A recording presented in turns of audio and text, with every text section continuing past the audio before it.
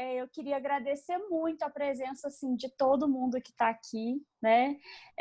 Mesmo as pessoas que não são, principalmente as pessoas que não são do nosso grupo de pesquisa, de pararem um pouquinho aí da segunda-feira para vir conversar com a gente. E eu queria deixar o convite para quem quiser participar do nosso grupo de pesquisa, né, das nossas conversas. Esses encontros acontecem todas as segundas-feiras, às 2 horas da tarde, aqui pela plataforma do Zoom. Então, depois, quem quiser mais informações sobre o grupo, pode mandar mensagem lá para a gente no Instagram, tá? Que eu passo tudo direitinho. Então, igual eu falei, atualmente a gente está estudando Nostalgias, e o próximo livro que a gente vai começar a ler é Culturas do Passado Presente, do Andreas Roysen. Então, né, quem tiver interesse pelo tema, né, por essa bibliografia, pode, né, vir com a gente, que na próxima segunda-feira a gente vai dar início, tá, ao estudo desse livro especificamente. E agora, então, eu vou falar um pouquinho, gente, assim, bem pouquinho mesmo do currículo da Lúcia, que, assim, Nossa, claro, né, imenso. Então, assim, eu vou apresentar ela um pouquinho para vocês. Eu tenho certeza que a maioria já conhece as pesquisas da Lúcia, que são, assim, incríveis.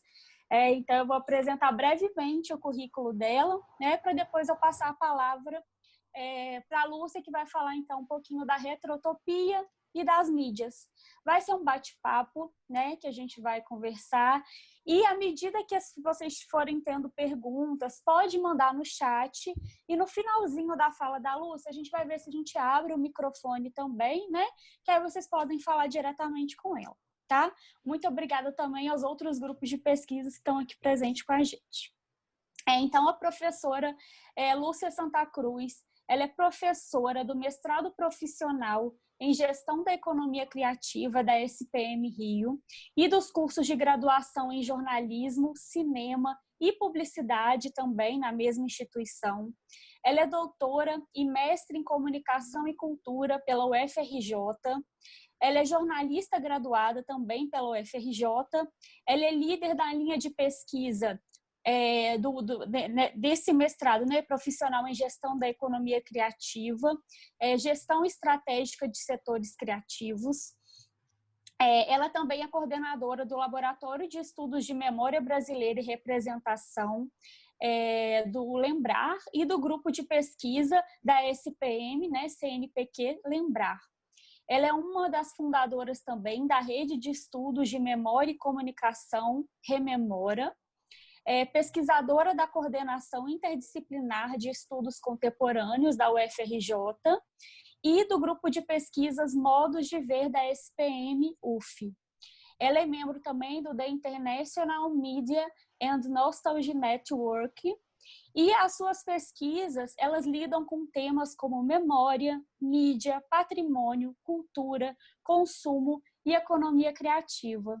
Lúcia, bem-vinda ao nosso encontro, e agora eu passo a palavra para você.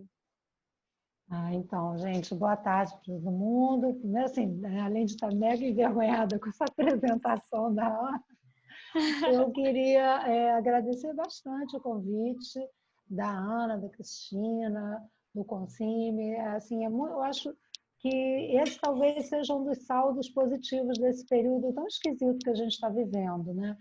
Porque ao mesmo tempo que a gente está isolado, a gente consegue se aproximar através de tecnologia, através do Zoom, e consegue fazer encontros que antes talvez a gente tivesse muito mais dificuldade por conta das distâncias geográficas, do tempo, das nossas várias atividades, enfim. Então, né, eu acho que é legal a gente saudar isso também como alguma coisa que acaba sendo positiva, que a gente permite, esse momento está permitindo que a gente tenha outros encontros. E agradecer também, gente, porque, primeiro assim, eu sou aquelas pessoas super apaixonadas pelo tema que estuda, né? Então, eu não consigo estudar nada que eu não goste. E eu sou realmente muito apaixonada pela ideia de memória e, mais recentemente, pela ideia de nostalgia. Então, assim, muito gratificante poder conversar sobre isso. Então, também, como a Ana já comentou, a minha ideia aqui não é fazer uma palestra, eu nem preparei para isso não, tá, gente? Eu preparei mesmo para a gente conversar um pouquinho, até por conta, não só porque vocês já acabaram de ler o livro do Bauman, Retrotopia, mas também porque eu escrevi um artigo junto com a Fernanda Sanglar e a Juliana. Ai, gente, deu um branco, esqueci o sobrenome da menina. Como pode? Peraí. Calma, calma, que eu já vou pegar a cola aqui. Que horrível isso, né? Tá vendo? É bom também, eu sempre brinco, a gente pesquisa a memória que é para poder lembrar das coisas, né? Porque a Juliana Gagliardi.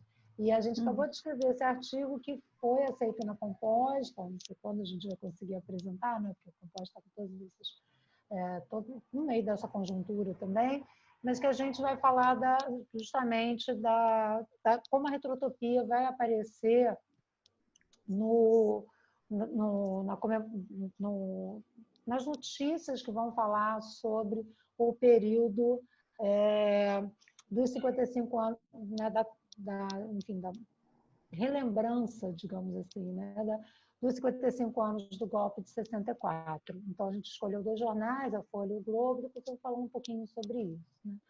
E aí, assim, se a gente pega o conceito... Peraí, tem um aqui no chat... eu estou vendo pelo computador, mas eu liguei o celular também, estou com os 2, que o celular está gravando. Tudo bem? Tem algum problema? Não? Então, tá bom. Então, assim... eu acho que talvez seja bom antes começar falando um pouquinho sobre em que momento essa ideia de nostalgia, memória e retrotopia elas se alinham, né? E aí eu gosto bastante de uma fala da Catarina Niemeyer, que fez a apresentação do nosso livro, a introdução do livro que eu e a Thalita organizamos, em que ela diz o seguinte: a nostalgia situa-se entre recordação e esquecimento, idealização e criatividade. É uma lembrança de tempos e lugares que não existem mais, não são mais acessíveis ou talvez nunca tenham sido. O sentimento nostálgico não é meramente voltado para um retorno a um lugar ou a um tempo passado, mas também abrange outras temporalidades, como o presente e o futuro, e está frequentemente relacionado a imaginações utópicas, sociais ou políticas. Então, eu acho que esse talvez seja o ponto importante para a gente partir dele, né? A ideia de memória como sendo uma experiência individual, ela é uma ideia que ela vai sofrendo mutações principalmente a partir do Rollbach, é que a gente vai ter essa noção da memória como uma construção que ela é social, que ela é coletiva. Claro que ela se ancora nas memórias individuais, mas ela se nutre, né, bastante, fortemente, e ela desemboca nessas memórias coletivas. E aí a gente tende a pensar sempre na memória como aquilo que foi vivido, ou que foi pelo menos experimentado. E quando a gente pensa na nostalgia, avançando para a nostalgia, como essa ideia de alguma coisa que você experimentou e que você perdeu, porque a memória também, ela, mesmo a coletiva, né, ela não é a memória só daquilo que a gente lamenta não viver mais, mas ela também pode ser a memória de traumas, de acontecimentos trágicos, de acontecimentos que a gente até gostaria de não recordar, mas que a gente também recorda. Já a nostalgia, ela vem carregada dessa ideia de algo que você lamenta por não ter mais, que você gostaria de ter novamente. E só que numa primeira leitura, a gente poderia até pensar tanto na memória quanto na nostalgia, como esses esforços coletivos ou até individuais, mas que estão voltados para olhar só para o passado. E aí a retrotopia entra de uma maneira bastante interessante, lembrando a gente desse retorno da utopia, mas não a utopia como uma projeção para o futuro, assim como histórica, né, como o Thomas More pensou, aquela ideia de uma ilha paradisíaca onde tudo vai funcionar e que passa a ser algo que a gente vai desejar atingir, mas essa ideia de olhar para o passado e no passado a gente encontrar aquela utopia perdida e se ater a ela e querer, sim, restaurá-la. Mas não pensando para o futuro, né? Não assim, vamos construir o futuro, mas muito mais na ideia de que esse presente não nos atende mais. Então, e aí, o que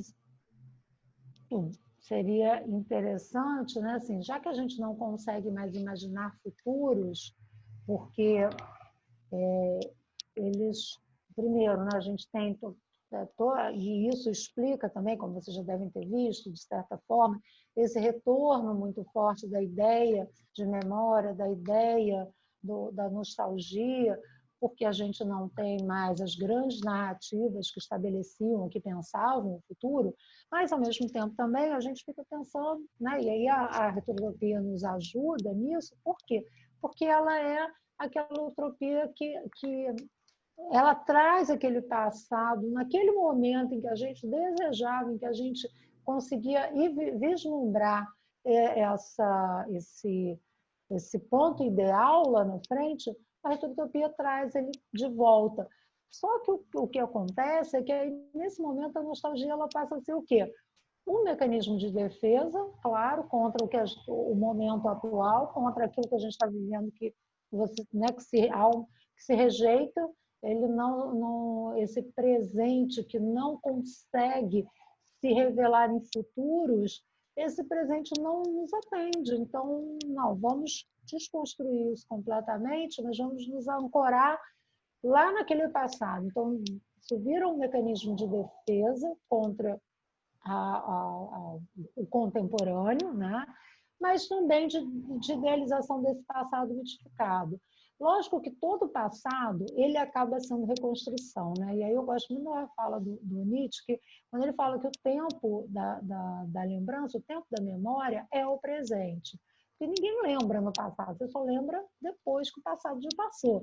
E aí, quando você lembra, você vai fazer todos aqueles exercícios, e aí eu estou falando tanto do aspecto individual, mas também do aspecto coletivo, todos aqueles exercícios de aquela tensão entre lembrar e esquecer, né? Entre o que você escolhe esquecer também. Claro que a gente, pessoalmente, muitas vezes não escolhe esquecer algumas coisas que a gente acaba esquecendo, tipo eu que esqueci o nome da autora, mas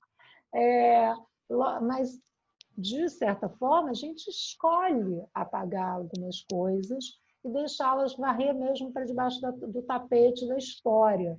E isso, coletivamente, é o que a gente mais vê, né? Tanto que agora que a gente está assistindo toda essa discussão sobre as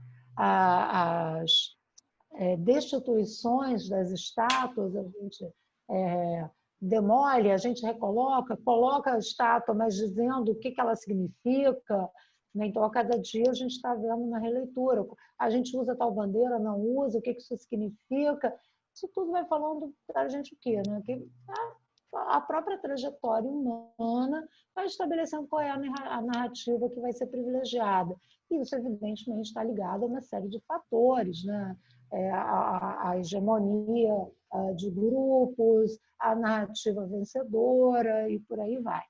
Enfim, mas voltando, né, assim, mesmo que o passado nunca tenha existido, ele seja sempre essa recriação, no caso, quando a gente usa a nostalgia para evocar esse passado, ou seja, essa retrotopia, a gente acaba também fazendo o quê? Pensando algumas partes disso, né? E elas são selecionadas para justamente compor essa versão que acabe sendo ainda mais adequada ao que alguns grupos desejam estabelecer como a narrativa dominante.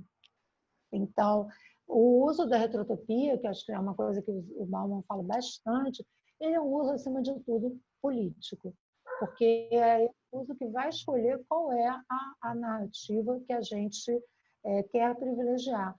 E aí, claro, ele quando ele escreve, ele está muito ancorado numa conjuntura europeia também, que tem a ver com o crescimento do nazismo, crescimento de grupos ligados ao fascismo, com as pressões pelos refugiados, né, pela chegada dos refugiados, uma rediscussão do que é a Europa, até mesmo uma mudança nos grandes polos de poder no mundo, a emergência da China. Quer dizer, há uma conjuntura que faz com que também assim, que isso aponte, não para que o Bauman escreva isso, né, mas para que ele, olhando para essa conjuntura, ele consiga ver que o surgimento de determinados grupos que se valem dessas utopias do passado para tentar trazê-las de volta, né, e para tentar construir um novo presente, tem uma explicação que é conjuntural, que é histórica, e que por isso é possível que a gente acabe pensando que essas coisas voltam, né? Então, e aí, se a gente pensa, né, que a utopia, a retrotopia, essa visão seletiva, ela, por ser deliberadamente seletiva, ela também é muito passível da manipulação. E a manipulação pelos grupos que a elegem para que ela retorne. Então, na leitura que eu faço, a retrotopia não é um movimento natural da contemporaneidade, não é algo assim como a gente vê a nostalgia como essa ideia de um refúgio, então a gente vai se refugiar no que eu vivi, eu vou lamentar o que eu perdi, porque esse presente é muito, muito pesado e eu não vejo perspectiva de futuro. Isso é uma coisa, mas a retrotopia ela tem um uso instrumental. Então, como ela tem esse uso instrumental, ela tem sim a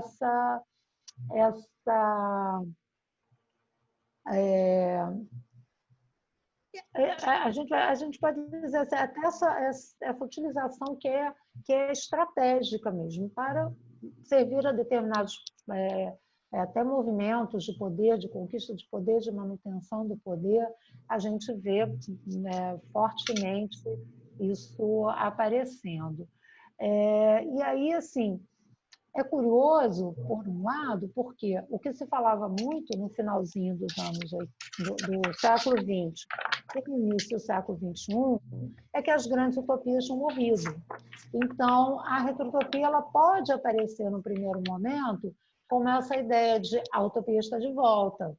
Então, a gente pode novamente aspirar a um futuro.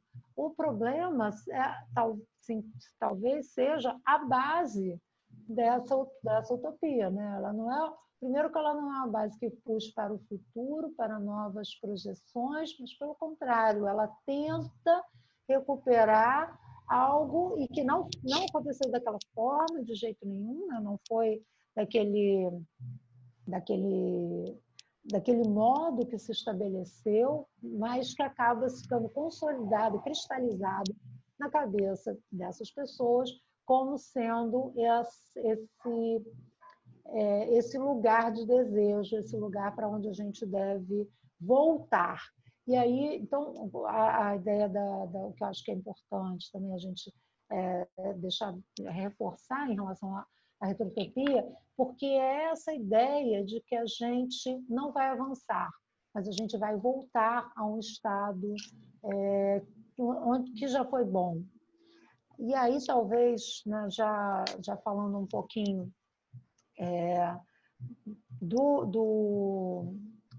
primeiro do artigo e depois, né, assim, avançando um pouquinho para o que eu acho que, como que a retrotopia hoje ela também acaba tendo outros contornos por conta da pandemia, falando um pouquinho do artigo, então, como eu falei, o que a gente fez? Vocês vão se lembrar, né, que no ano passado, quando o golpe fez golpe 64, completou 55 anos, surgiu toda aquela polêmica instaurada pelo presidente Bolsonaro, que o golpe deveria ser, primeiro, não chamando de golpe, mas, enfim, que o aniversário dos 55 anos do que eles chamam de revolução gloriosa, deveria ser comemorado, deveria se voltar a isso, e a ter um destaque que teria sido apagado pelos governos anteriores e que, portanto, assim, a intenção do Bolsonaro e do seu governo era que se voltasse a comemorar esse momento, que, segundo ele, teria sido importantíssimo para evitar que o Brasil se desviasse, se tornasse uma ditadura sanguinária de esquerda e por aí vai. Enfim, e aí o que a gente queria, né, a gente queria estudar não era tanto o discurso, né, do Bolsonaro e do governo, mas como foi que dois jornais de grande circulação, os dos maiores jornais do Brasil, a Folha e o Globo, como é que eles noticiaram esse momento. Então, toda assim, como essa notícia foi dada por esses dois veículos, né? E aí, só que a gente queria entender também, assim, não só como foi dado, mas especialmente entender se houve uma nostalgia nessas narrativas dos atores políticos, então não apenas as pessoas que estavam sendo consideradas personagens e fontes das matérias, se além delas né, quererem restabelecer essa data e dar um outro enfoque a essa data, que também, nesse movimento, elas expressavam nostalgia. E se o próprio jornal, os próprios jornais, como é que eles se posicionavam em relação a isso? Então, né, para isso a gente fez uma análise de conteúdo, acompanhou todas as matérias, vou falar assim muito rapidamente aqui, quantos, estou procurando aqui só para...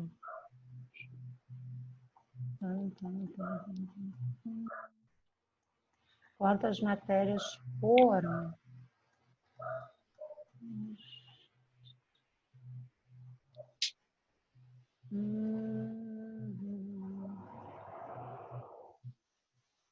E que a gente já, assim, de cara, a gente já aponta que há uma diferença muito grande, né? Assim, o título do artigo é da comemoração à rememoração. Retrotopia nos 55 anos do golpe de 64, na cobertura da Folha do Globo. Eu vou pôr aqui no chat para vocês. Aqui.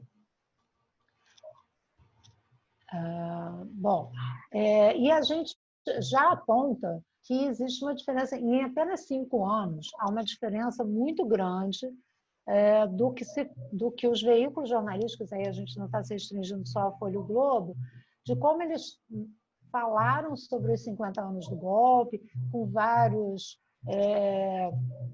especiais, cadernos, sites, material bem extenso, falando sobre os impactos, sobre o que foi realmente, sobre as releituras desse movimento, dos seus impactos na política, enfim. Então, a gente tem uma cobertura muito extensa nos 50 anos. 5 anos depois, a gente vai ver que há uma mudança, sim. Embora nenhum jornal tenha chegado a chamar, né, de Revolução Gloriosa, nem nada, mas há uma certa economia no momento de tratar dessa efeméride, né? Então, claro, o jornalismo vive das efemérides, não só, mas a gente vive sempre procurando, assim, quando é a data, tal, aniversário de não sei o quê, para já produzir uma matéria, um especial, uma reportagem para domingo, alguma coisa de fôlego. Isso já está lá no nosso calendário, né? É um dos pontos. Mas o fato é que a maneira como a gente trata cada uma, em cada momento, ela vai ser também historicamente determinada, vai ter outros ingredientes aí para falar sobre isso. Enfim, então a gente examinou materiais, né, que foram publicados no primeiro caderno, então a gente só estava interessado mesmo na parte dos jornais, né, nas editorias de política, entre 26 de março e 2 de abril de 2019.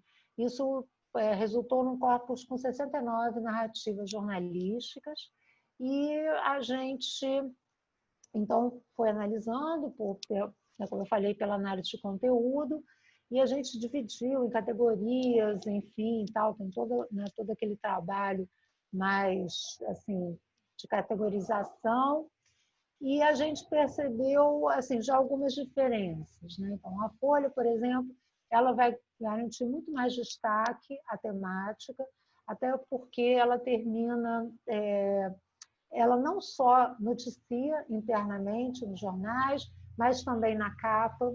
O Globo, ele já faz uma capa, já é um pouco mais sucinto, só 2 vezes dessas que ele menciona, e assim mesmo sempre um pouco mais, às vezes só como uma chamada mesmo, a Folha não, já dá como uma chamada de capa, alguma coisa mais importante. Acho até que eu posso, de repente, vou só compartilhar aqui para vocês verem. Ah, não estou podendo compartilhar. Já posso? Já pode. Então, só para vocês entenderem o que eu estou falando, né? Então, que a Folha, tá vendo? Olha, ela já tem vários, né? Assim, um pouquinho maior, aqui, essa daqui, quando a gente tem algumas manifestações, primeiro da ditadura nunca mais, e a manifestação dos apoiadores do Bolsonaro, enfim, e mais, inclusive com foto, com algum texto, não só com a chamada. O Globo, nas 2 vezes, ele vai fazer alguma coisa muito pequenininha, aqui assim, somente, né? E também, não sei se vocês lembram desse caso, né, que o Planalto teria divulgado um vídeo exaltando o POP 64, e tudo isso, assim, isso acabou rendendo nas matérias nos jornais, mas ficou, assim, não ficou tão extenso, assim, pelo menos não com essa chamada, né, de capa. Bom, dito isso, deixa eu voltar para cá.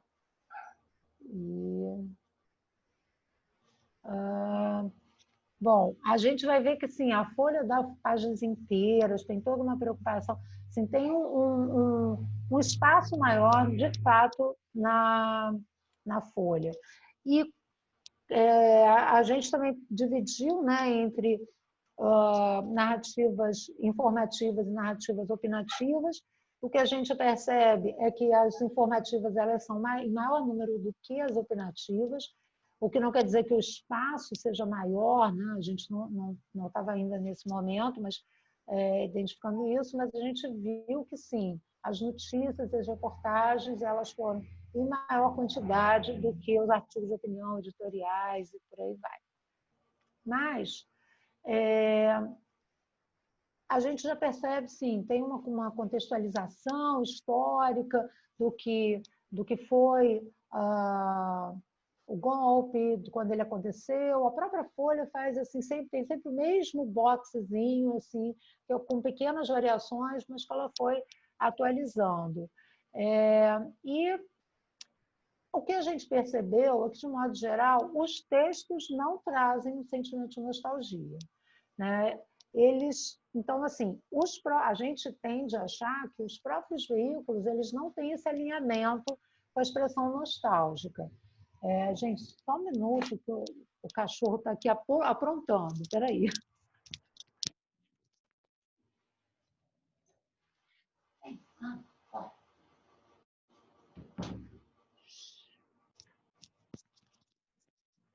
Desculpa, gente, mas é que eu tenho um cachorro que adora assistir aula. Então, quando eu estou dando aula... Ele quer participar. Ele quer vir para cá. E ele estava arranhando a porta e eu estava ficando sem concentração. Então, aí, por isso, é melhor levantar e ir lá. Desculpem. Então, o que a gente percebeu é isso. Os veículos eles não se alinham com essa ideia da nostalgia. Mas as fontes, sim. Então, toda vez que a nostalgia aparece, ela aparece na fala desses personagens, na fala dessas fontes. E desses que se manifestam, a gente encontrou que assim, 45% das fontes e personagens se manifestam de maneira nostálgica. Só que 75% deles vão se valer da nostalgia, da retrotopia. Então, a ideia da retrotopia aqui é muito forte, ainda que a maior parte das falas não seja sobre nostalgia, né? Não esteja vinculada a esse sentimento nostálgico. O que a gente já percebeu é que quando o sentimento nostálgico aparece, ele já é retrotópico. Ele é 75%, ou seja, a esmagadora maioria, né, vem da retrotopia. Então, e aí a gente também examinou se haveria nostalgia restaurativa ou reflexiva. Eu não sei se vocês chegaram a ver a Svetlana Boym, acho que não, né? Não. Bom. De nostalgia a gente ainda não discutiu esses conceitos, não. Tá. Então, a Svetlana Boym, ela estabelece esses dois tipos.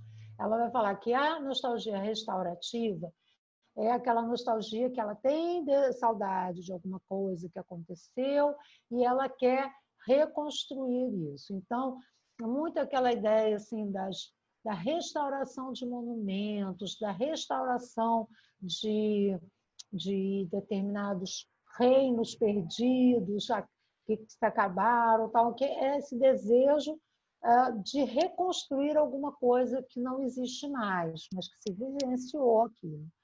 E já a reflexiva é aquela nostalgia que lamenta, mas que fica só no lamento. Ela não tá, ela tem a consciência de que aquilo não existe mais, não é mais possível ser reconstruído, você não pode retornar aquilo, né? Até ela brinca porque nostalgia é formada por duas palavras gregas, né? Nostos e algia.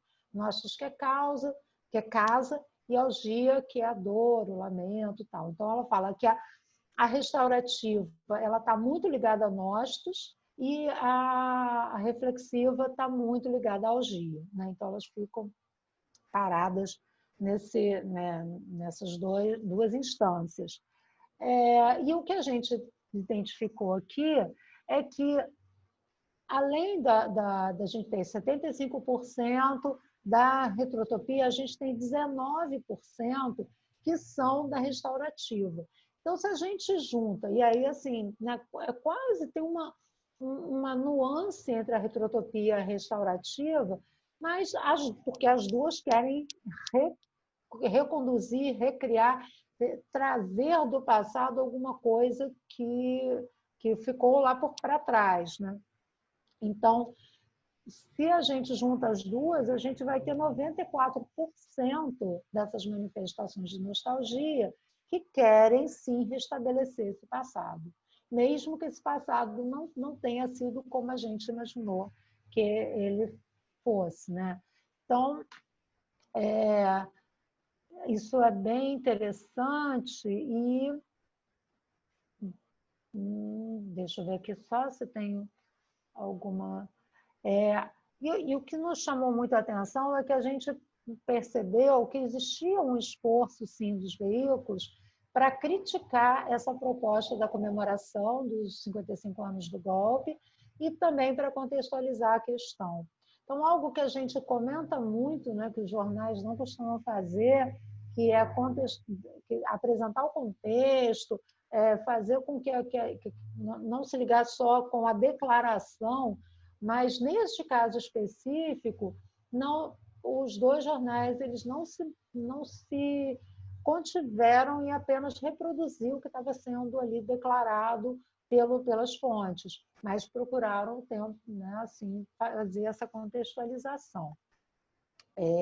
E aí o que acontece também é que quando a gente tem essas fontes falando muito da importância porque o golpe foi um momento importante, não com essas palavras de golpe, mas enfim, não houve ditadura, o que houve foi um governo forte, um governo que recolocou o país nos eixos, um governo que pediu que o país fosse para a bandalheira e por aí vai.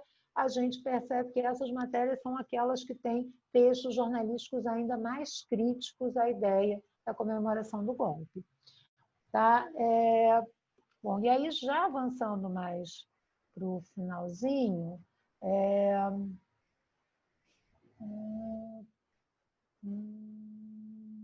o que a gente percebe é que, especialmente em situações... Primeiro que, assim, acho que foi uma coisa que eu não comentei antes, que deveria ter falado, né? A gente não tem uma memória coletiva sobre a ditadura, né? Por vários motivos, seja porque a gente, de fato, muitas coisas foram varridas para debaixo do tapete, porque não se discutiu exaustivamente, mesmo que a gente tenha tido a Comissão Nacional da Verdade e as comissões estaduais da verdade, mesmo assim, essa discussão ainda é muito incipiente, então a gente não formou essa memória coletiva da ditadura. Isso também permite que a gente tenha memórias em disputa.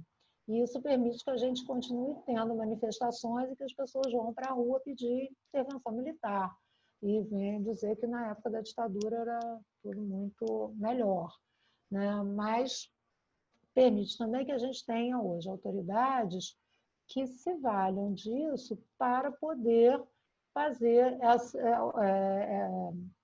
para poder lançar essas expressões retrotópicas, né, dizendo que sim, a ditadura era um tempo muito melhor, e sem nenhuma base, né, sem nenhuma evidência que isso realmente tenha sido assim, até porque não foi, né, a gente teve vários problemas de toda a ordem, sociais, políticos, econômicos, financeiros e por aí vai, e até de saúde, né? Agora mesmo a gente, por conta da pandemia, a gente vem falando bastante da epidemia de meningite, que foi varrida, né, assim, foi escamoteada pelos governos militares, mas a gente percebe sim que existe essa disputa, e essa disputa ela está na ordem do dia, né? Ela está posta para a gente, ainda que a gente hoje tenha e encontre jornais, né, veículos jornalísticos que vão tentar fazer um contraponto a isso, a gente também tem vozes que estão legitimadas pelas urnas, né, que são o presidente, seus filhos que são parlamentares, e que vão o tempo inteiro fazer esse reforço da retrotopia. Então, claro que o que a gente vai assistir é essa disputa e que ela vai caminhando, assim, ela avança pela esfera pública. E se antes a gente podia dizer, né, que os jornais, os veículos jornalísticos eram a esfera pública por excelência, né, aquela esfera pública da modernidade e tal, hoje essa esfera pública ela se desloca para as redes sociais, para as mídias e até para o WhatsApp, né? No WhatsApp ela é uma esfera pública mais ou menos pública, então que a gente também não tem muito controle do que acaba sendo dito ali. E aí isso é bastante complicado porque, assim, no ponto de vista político mesmo, né? Porque a gente começa a assistir a retrotopia